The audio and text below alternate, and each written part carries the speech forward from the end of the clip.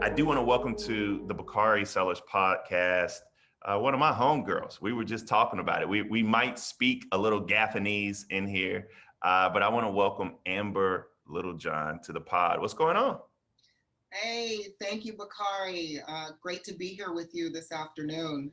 It's definitely been a festive week for me here in DC.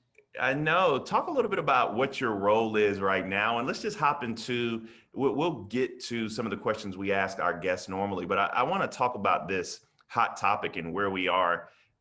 Talk about where we are with marijuana legislation and how that plays into your daily life. I am a policy attorney by trade. I currently am the executive director of the Minority Cannabis Business Association. And so we are the largest national organization that's actually advocating for minorities to actually take part in this burgeoning industry.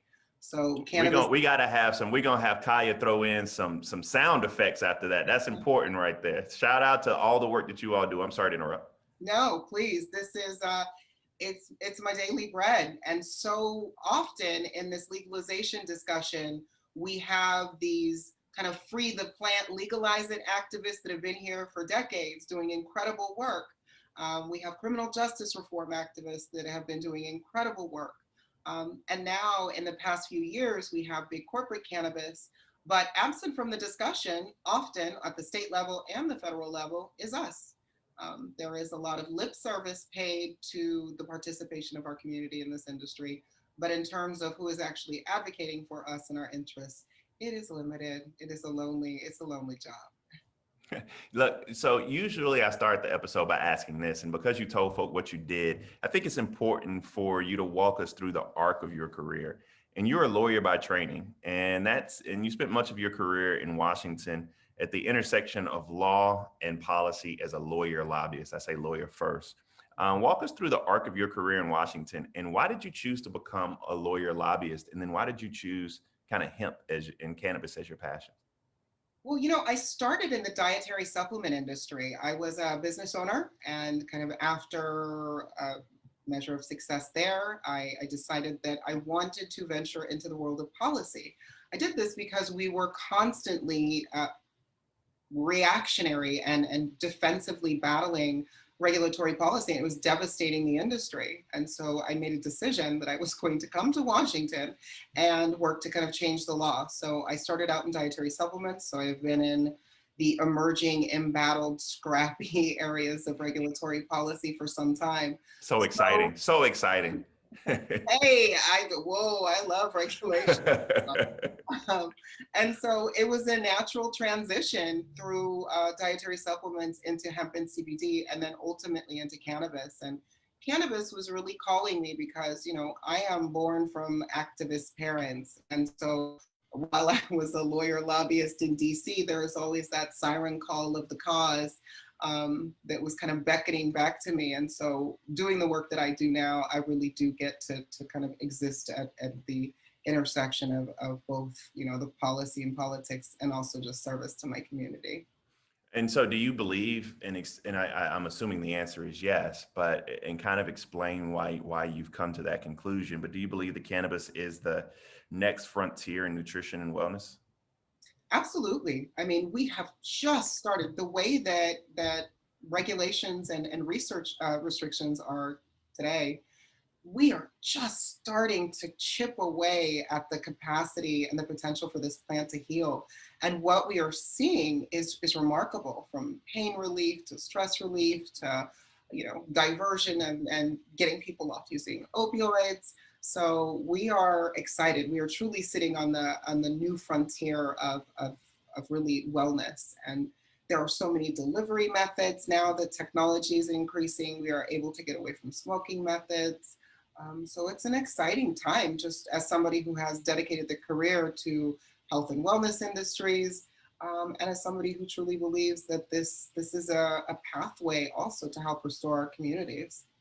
So I must admit, there are a few things that most of my listeners and most people know about me. One is that I suffer from anxiety, and so marijuana, cannabis helps that exponentially. Hemp, CBD, the whole spectrum thereof helps that exponentially. Two, I actually am on the board of a CBD company, but I also grow. We have a grow in Oklahoma. We have manufacturing in Oregon, dispensaries in Oregon, working on Arizona and New Jersey. And so I have to say that I'm a little biased, but I truly believe that this is the next frontier for people who look like me and you. But also, that brings me to my next question, which is what exactly does your organization do and how does it help minority cannabis dispensaries, farmers, manufacturers, et cetera? So we're kind of twofold. We are very well known for our policy and advocacy. So we have modeled policies all the way from the ordinance level through state policies, all the way through federal policies. And we are an advocacy organization. So as I said, when it seems like nobody is advocating for us in these discussions, we are there. You pick up the phone, call me, we'll be there, we'll empower you. So we have an advocacy, but then we also do resources and programming. And that is something that is a gigantic need, because when you're not just dealing with a community that has been economically disadvantaged, socially disadvantaged, and then thrusting them into a high stakes competitive business environment, but you're also doing it with a product that is heavily regulated. So the technical barriers to entry and sustainability within the industry are great. And so it's really our job and our mission to democratize that. We want to get people the education. For instance, yesterday we just did a panel and a webinar on business planning. Next month we'll be doing 2 legal workshops on corporate formation and partnerships. So all of the information and that first $5,000 you need to put together, your corporate structure, but you don't have an attorney to pay or you don't have somebody to write your business plan. We're trying to democratize that and get that to people so that we can create the most opportunity for our community from the point of application all the way through the success of their business. What are some of the unique challenges that minority cannabis entrepreneurs face?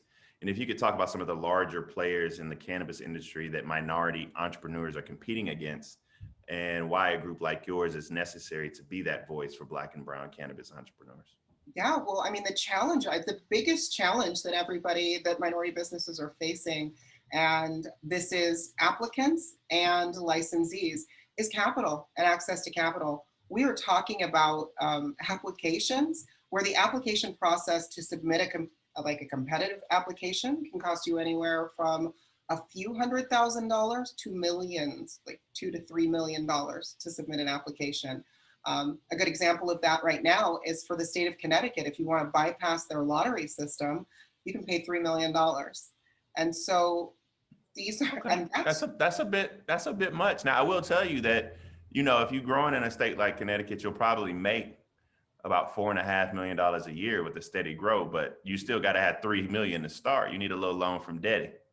Yeah, that's just the application fee. That's not actually getting your business up and running. And a good example of really where this has gone incredibly wrong is the city of Los Angeles. They opened up a licensing round. They required people to hold commercial property. And during this social equity round, it ended up going 2 years just due to blocks and legal challenges and stalls by the city, so that social equity applicants were carrying commercial property in Los Angeles for 2 years with no promise of actually getting through. And then even putting together the team and having the resources to be competitive on paper is, again, something that's going to cost you hundreds of thousands of dollars. So we're looking at, so that is going to be the biggest stumbling block. And when the only funding, because of federal restrictions on banks lending to cannabis. Which we will get to the SAFE Act and the performative equity that my United States senators are participating in, because we need to pass the SAFE Act, but we'll get there. Yeah. So when we're looking at that, what we're left with are large multi-state operators who are like, here, come in, I'll give you that money, just give me control of your company. Or you have investment companies that are still going to be kind of beholden to shareholders and less than scrupulous. So if we really want to get beyond performative equity and it looks good on paper and it sounds good to actual meaningful rights of ownership, you're a lawyer, so taking you back to that bundle of property rights sticks. Yes. Sure that it is a robust bundle, not just, not just a home goods, fake flowers looking bundle. Hey. Sometimes I was about to say something. Slow down now. I'm also a licensed hemp grower in South Carolina, and I know I've noticed in my preparing for today that you're also a director at the U.S. Hemp Authority. What is the U.S. Hemp Authority, and what are some of the big picture challenges of the hemp industry? Mind you, I ran into a resource problem and a skill problem.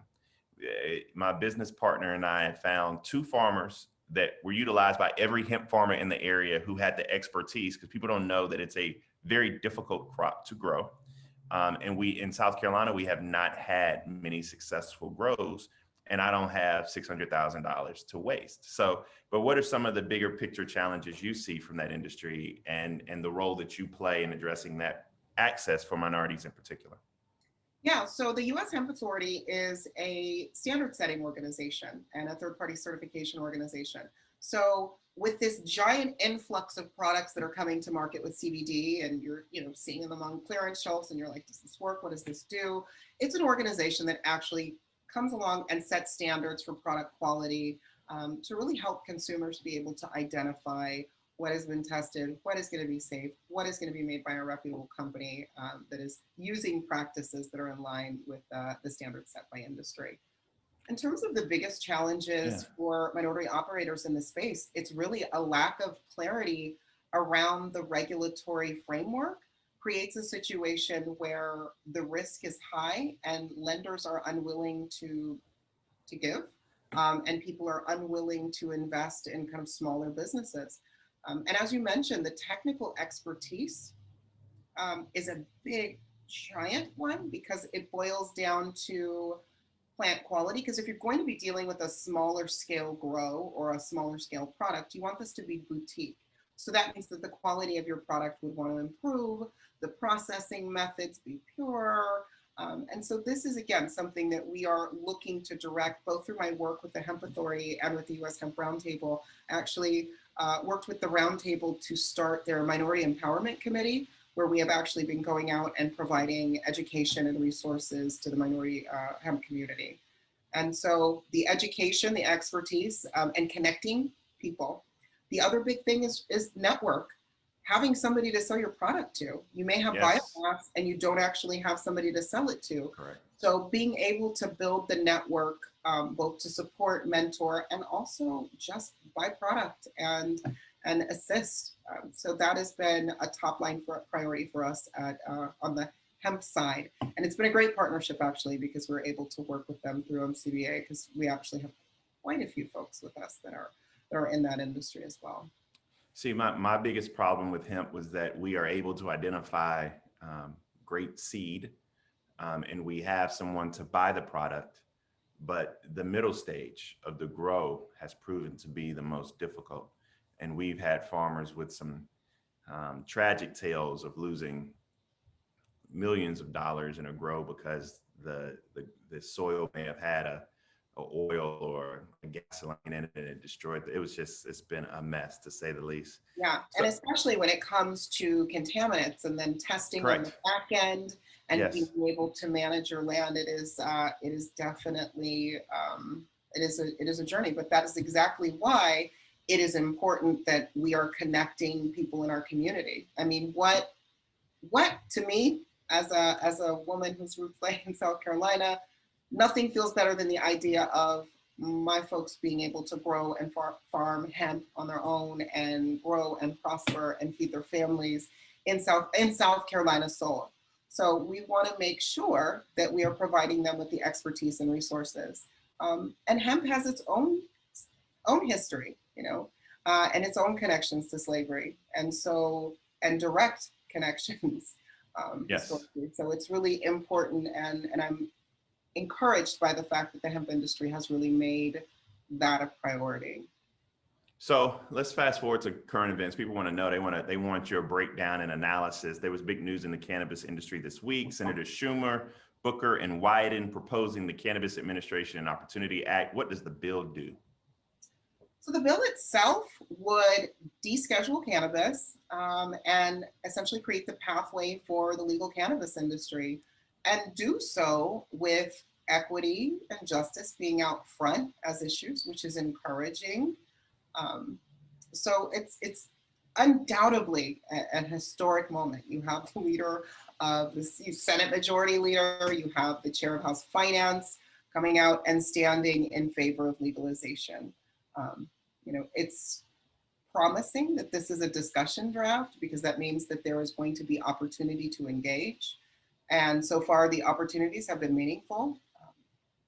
This discussion draft really kind of put back in place some language for minority operators that have been removed in other comprehensive legislation, because there tends to be, again, there is a tendency for both at the state and federal level to jettison the needs of the minority business community within cannabis for things that are more politically expedient. I love the way that you are parsing and nuanced, and watching your lawyer, lobbyist, politician communication skills is brilliant. Let me be blunt though, if I may, and I may be wrong here, but one of the things I learned in the legislature.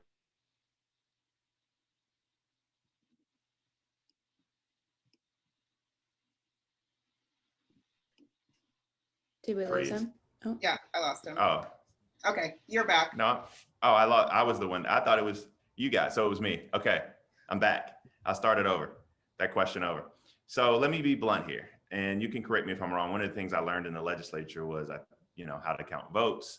But all the reporting on this bill seems to suggest that the bill doesn't have the votes. So if the votes aren't there, what's the benefit of proposing this bill? I think there are two benefits. Again, lawyer lobbyist. There are two sets of benefits. Of course, there is the holistic benefit that we are moving this discussion along. One of the things that I really do like about the bill is it's forcing the conversation around what the actual framework will look like. And it is causing industry to say, hey, this is what we want, don't want. It's causing the agencies to have this really tough conversation. And so that is a great thing. It is also laying the groundwork for equity and justice being at the cornerstone of this. But at the end of the day, if you're also looking at the more individual benefits, this is a very hot, progressive, friendly, politically sexy issue, especially when it's packaged in a way that is soundbite and news friendly. And this idea of like justice versus David and Goliath, corporate cannabis versus justice is a narrative that sells, but it's actually not one that is representative of the actual struggle happening right now. Yeah, I got one legislative question for you before I get to the meat of my selfishness for making sure that we got you on today. I called Jared and I was like, I need her on because this is the perfect time to talk about this issue. But given that we've seen lots of states legalize, red states legalize marijuana, why hasn't that translated into more Republican support for the legislation? And what are their reasons for opposing legalization and taxing it the way you do cigarettes and alcohol? I mean, the underlying issue is that we criminalized cannabis based on racist policies, and we still have not moved away from implementing and sustaining racist policies. So it's going to be hard for us to move away from the criminalization of cannabis in red states because this is so intrinsically tied to the war against people of color. You didn't know that marijuana was a gateway drug? They didn't teach you that? I mean, that is proven to be untrue, but that is still, that whole reefer madness, they're going to come for your daughters thing really still holds true. Do you know how crazy it is for me though, Amber? Like, I represent individuals in federal court all across the country who still get not only charged, I actually got a plea offer with marijuana in it, which was absurd, but they get their penalties enhanced for marijuana, and their lawyer sells marijuana to himself and then sells it out. I grow it and then sell it to my dispensaries, and I'm considered to be an entrepreneur. I mean, it's just so fucked up the way that our laws are, and we and then just the grotesque watching, because the vast majority of our industry are now wealthy white males, just because the number one way into it is either private equity money or generational wealth.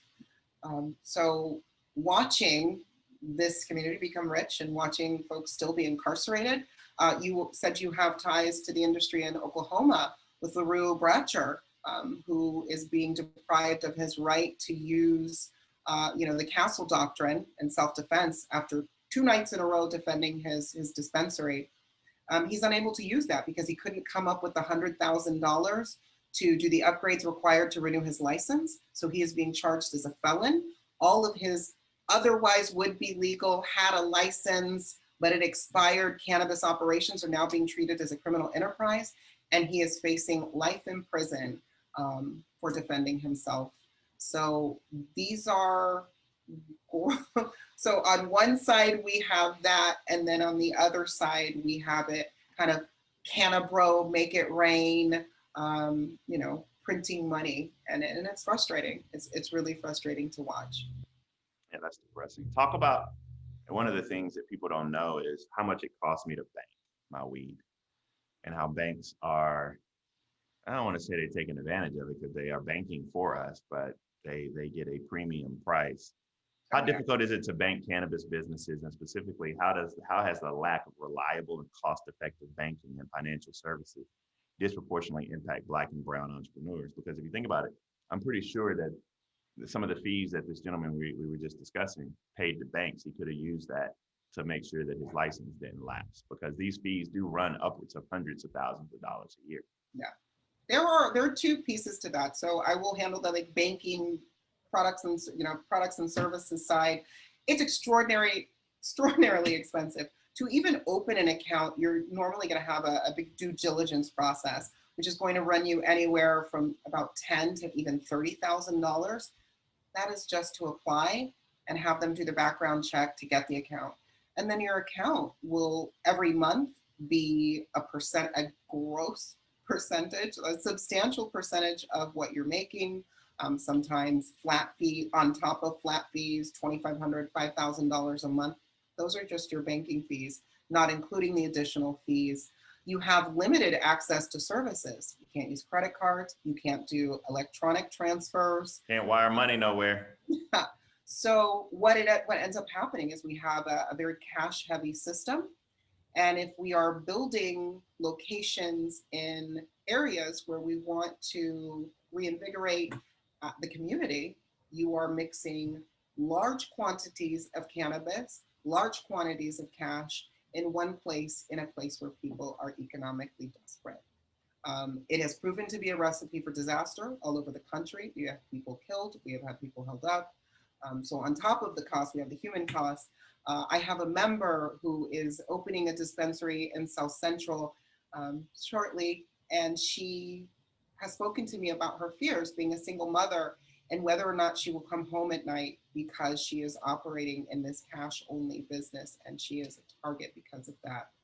And then on the flip side, you have the funding aspects, and the few banks and financial institutions that do lend do so at an extraordinary premium. So it often leads people going to private lenders, and they themselves are going to exact a really from you. I have seen it cost people all management rights, any sort of IP rights.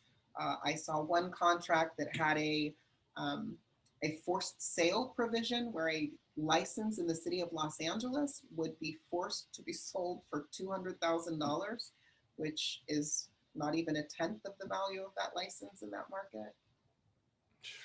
I mean, it's insane. Yeah. So my last question for you is forward thinking. Give us some hope, but I frame it somewhat rooted in despair, but President Biden reiterated this week that he doesn't support legalizing marijuana, but does support decriminalizing it, whatever that means.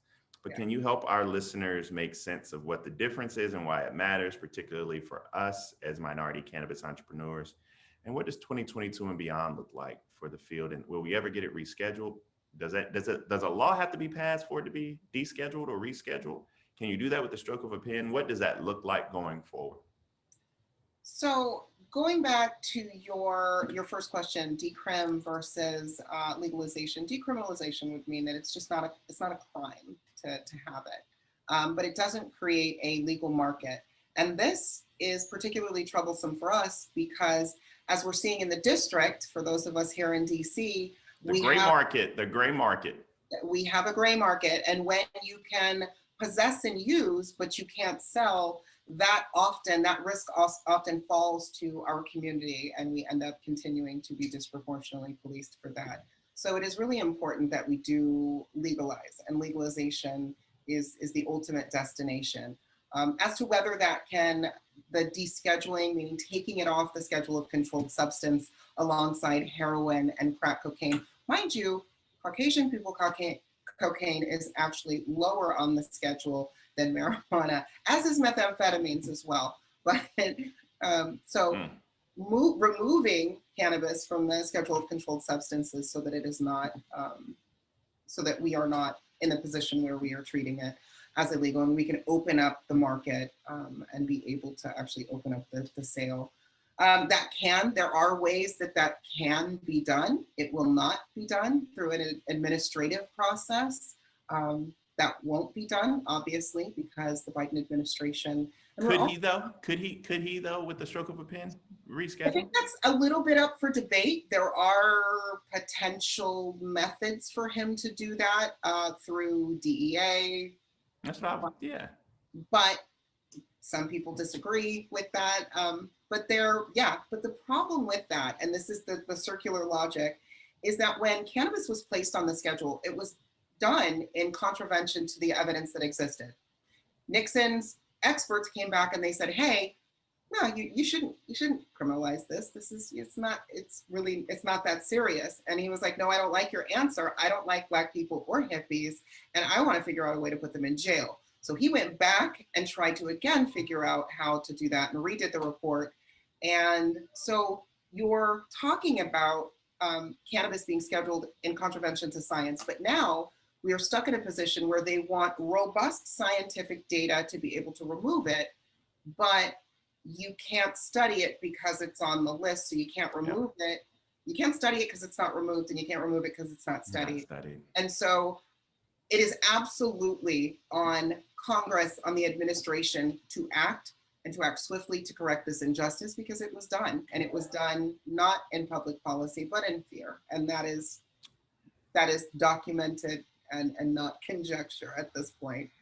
Well, I am so grateful for your knowledge today. I think we learned a lot, and I just want to say we're very thankful as somebody that you serve. I got to make sure my company is a part of the organization and doing what we need to do to support. But thank you so much, Amber Littlejohn, for coming through the Bakari Sellers podcast and helping us unravel and untangle what's going on in Washington, D.C. I look forward to seeing you. And now that we're COVID, hopefully people are getting their vaccines. Now we can go outside. Maybe we'll catch up in D.C. one time soon. Absolutely. I'd love that. Thank you so much. Have a good day.